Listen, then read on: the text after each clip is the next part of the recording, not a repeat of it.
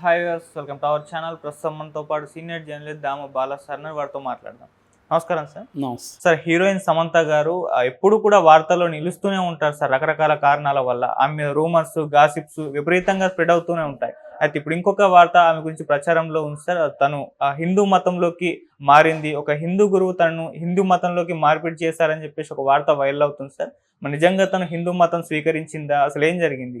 సమంత హిందూ మతంలోకి మారింది అనే న్యూస్ ఇప్పుడు వైరల్ అవుతుంది. యాక్చువల్గా ఇలాంటి న్యూసే 2016లో, అంటే అప్పటికే నాగ చైతన్యకి ఈమెకి మధ్య సంబంధం ఉంది, పెళ్లి చేసుకోబోతున్నాను వార్తలు వచ్చిన నేపథ్యంలో కూడా సమంత నాగార్జున ఫ్యామిలీ కోసం హిందూ మతంలోకి కన్వర్ట్ అవ్వబోతుందని అప్పుడు కూడా వార్తలు వచ్చాయి. అయితే ఆమె కన్వర్ట్ అవ్వలేదు. చివరికి పెళ్లి కూడా 2017లో గోవాలో జరిగినప్పుడు ముందు రోజు హిందూ సంప్రదాయ ప్రకారం, తర్వాత క్రిస్టియన్ సంప్రదాయ ప్రకారం పెళ్లి చేసుకున్నారు.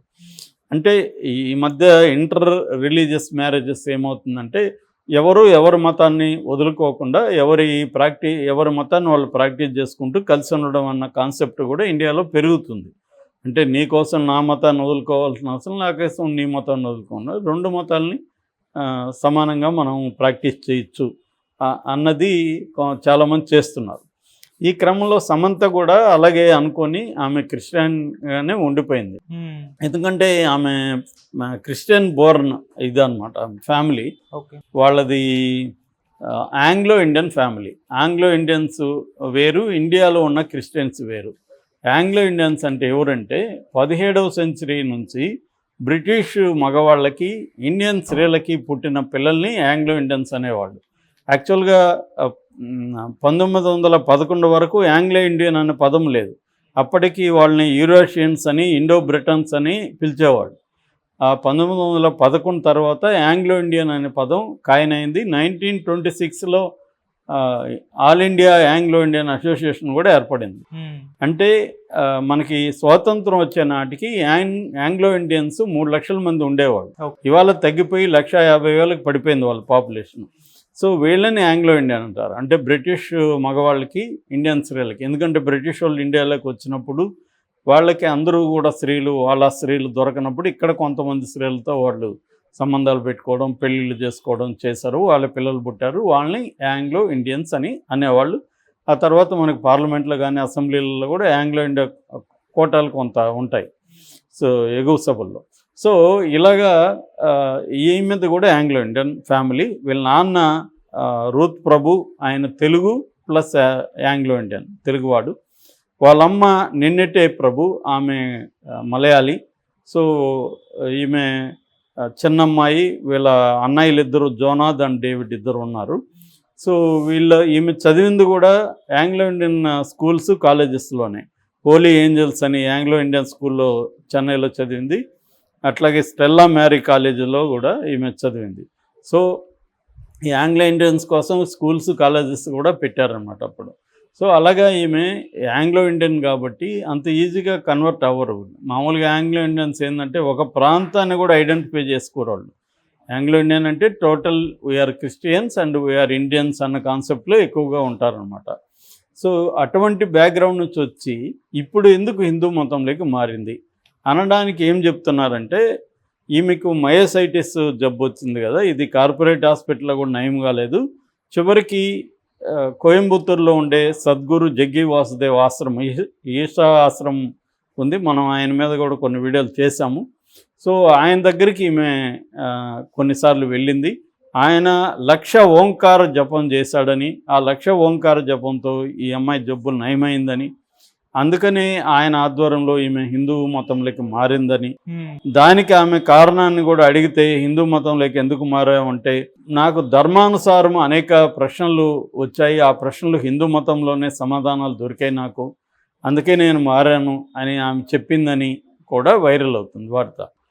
సో ఆమె ఒక ఫోటో షేర్ చేసింది ఎవరితో, సద్గురు పైన కూర్చోంటే ఆమె కింద కూర్చొని ఉన్న ఫోటో షేర్ చేసి 2021లో షేర్ చేసి కింద చాలా టెక్స్ట్ రాసింది. అందులో ప్రధానంగా the Guru will appear van the disciple is ready. అంటే శిష్యులు రెడీగా ఉంటే గురువులు దర్శనమిస్తారు అని చెప్పింది. గురువుతో ఉంటే బౌండరీస్ని బద్దలు చేయొచ్చు బౌండరీస్ ఏమి ఉండవు. మనం మన లైఫ్లో బౌండరీస్ పెట్టుకుంటాము, దాన్ని బద్దలు చేయాలి. అట్లాగే మనం అనుకుంటాము మన ఇంద్రియాల ద్వారా బయట ప్రపంచాన్ని అనుభూతిస్తామని, నిజానికి అది అబద్ధం. మన ఇన్సైడ్నే మనం అనుభూతిస్తాము. ఆ విషయాన్ని సద్గురు ద్వారా నేను నేర్చుకున్నాను. ఇది తెలియడం వల్ల అటర్లీ బ్లిస్ఫుల్ సిచ్యువేషన్ ఉంటుంది, ఇన్ఫినిట్లీ రెస్పాన్సిబిలిటీ ఫీల్ అవుతాము. ఇలాగ ఆమె ఒక స్పిరిచువల్ పోస్ట్ పెట్టుకుంది. సో ఇక్కడ ఏంటంటే మనకు అర్థం కావాల్సింది మతం వేరు, స్పిరిచువాలిటీ వేరు. సో ఈమె మతంలోకి కన్వర్ట్ అయినట్టుగా అఫీషియల్గా అయితే ఎక్కడ ఆమె అనౌన్స్ చేయలేదు. ఎక్కడ ఎటువంటి వీడియోలు కానీ ఫోటోలు కానీ కన్వర్షన్ ఫోటోలు కానీ లేవు. ఓకే, ఆమె అఫీషియల్గా ఎక్కడ చెప్పలేదు. కానీ ఈ సద్గురుతో ఆమె కలిసి పుట్టిన ఫోటోలు దాన్ని బేస్ చేసుకొని ఈమె కన్వర్ట్ అయిపోయింది అని జనాలు ప్రచారం చేస్తున్నారు. ఆమె అఫీషియల్గా కన్వర్షన్ అనేది జరగలేదు. ఒకవేళ ఏమన్నా సీక్రెట్గా చేసుంటే తెలియదు మనకి. ఆమె అయితే అనౌన్స్ చేయలేదు. ఎందుకంటే మనకు తెలుసు సమంత చీమ చిటుక్కుమన్న ఆమె జీవితంలో సోషల్ మీడియాలోకి వచ్చేస్తుంది. ఆమె ఏది పాజిటివ్ అయినా నెగిటివ్ అయినా దాచుకోదు. ఆమెకి హెల్త్ బాగాలేకపోయినా, ఆమె వేరే టూర్లు వేస్తున్నా, ఆమెను ఎవరిని కలిసినా అవన్నీ కూడా పెట్టేస్తుంది. కాకపోతే కొన్ని మరీ పర్సనల్గా ఉండొచ్చు. ఇప్పుడు ఎవరో ఫర్ ఎగ్జాంపుల్ డైరెక్టర్తో డేటింగ్ చేస్తుందని చెప్పారు, కానీ ఆమె ఎక్కడ దాన్ని మెన్షన్ చేయలేదు. అంటే వాళ్ళ ఇద్దరు కలిసి నిర్ణయించుకుంటారు ఎప్పుడు ప్రకటించాలి, ఎప్పుడు ప్రకటించకూడదు అని. కాబట్టి అట్లాంటివి తప్ప అదర్వైజ్ ఆమె సాకి అనే ఒక క్లోజ్ స్టోర్ పెట్టింది, దాన్ని గురించి చెప్పింది.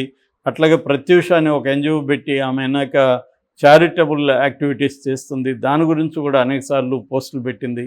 అట్లాగా ఆమె ఎక్కడికి వెళ్ళినా ఏం చేసినా పోస్టులు పెడుతుంది. కానీ పెట్టని కూడా ఉండొచ్చు. ప్రతిదీ జీవితంలో జరిగే ప్రతిదీ పెడతారని కూడా ఏం లేదు. వాళ్ళు డిసైడ్ చేస్తారు ఏది షేర్ చేసుకోవాలి, ఏది చేసుకోకూడదని. ఏదేమైనా సమంత హిందూ మతంలోకి మారిందనే వార్త మాత్రం వైరల్ అవుతుంది. నాకు తెలిసి ఆమె మారినట్టుగా అయితే ఇక్కడ నిర్ధారణ కాలేదు, కానీ ఆమెకి సద్గురు అంటే ఇష్టము. సద్గురు దగ్గర ఆశ్రమంలోకి వెళ్తుంది, అప్పుడప్పుడు అక్కడ యోగా చేస్తుంది, మెడిటేషన్ చేస్తుంది, ఇవన్నీ చేస్తుంది. చాలామంది నిజానికి క్రిస్టియన్స్, ఈవెన్ ముస్లిమ్స్ కూడా యోగాలు మెడిటేషన్ చేస్తున్న వాళ్ళు ఉన్నారు ప్రపంచవ్యాప్తంగా చూసుకున్నప్పుడు. ఎందుకంటే ఇది ఫిజికల్గా మెంటల్గా పీస్ ఇస్తుంది. ఫిజికల్గా యోగా అనేది బాడీకి మంచిగా హెల్ప్ అవుతుంది. అట్లాగే మెంటల్గా యోగా మెడిటేషన్ని ప్రపంచంలో అందరూ కూడా దాన్ని అడాప్ట్ చేసుకుంటున్నారు, మెడిటేషన్ మెథడ్ని. ఈవెన్ సైకాలజిస్టులు కూడా మెడిటేషన్ చేసుకోవడం వల్ల మీకు మెంటల్ పీస్ వస్తుంది, ఏకాగ్రత పెరుగుతుంది, మైండ్ఫుల్నెస్ అంటే మనం ఏ క్షణంలో ఏ పని చేస్తామో దాని మీద దృష్టి, ఈ మైండ్ఫుల్నెస్ పెరుగుతుంది. ఇవన్నీ మెడిటేషన్ ద్వారా వస్తాయనేది చాలామంది చెప్తున్నారు. అలాగే ఈమెకి ఎందుకంటే హెల్త్ బాగాలేదు కాబట్టి, మామూలుగా హెల్త్ బాగాలేని వాళ్ళు అందరూ కూడా ఓన్లీ డాక్టర్లనే నమ్ముకోరు. సివియర్ హెల్త్ బాగాలేని వాళ్ళు చాలామంది దాంతోపాటు భక్తిలోకి కూడా వెళ్తారు వాళ్ళు. ఎందుకంటే వాళ్ళకి మెంటల్ సొలేస్ కూడా కావాలి. డాక్టర్ ఫిజికల్గా మాత్రమే ట్రీట్ చేయగలడు, కానీ వాళ్ళకి మెంటల్ సొలేస్ కూడా హెల్త్ బాగాలేనప్పుడు మైండ్ కూడా బాగా డిస్టర్బ్ అవుతుంది ఫిజికల్గా హెల్త్ బాగాలేనప్పుడు.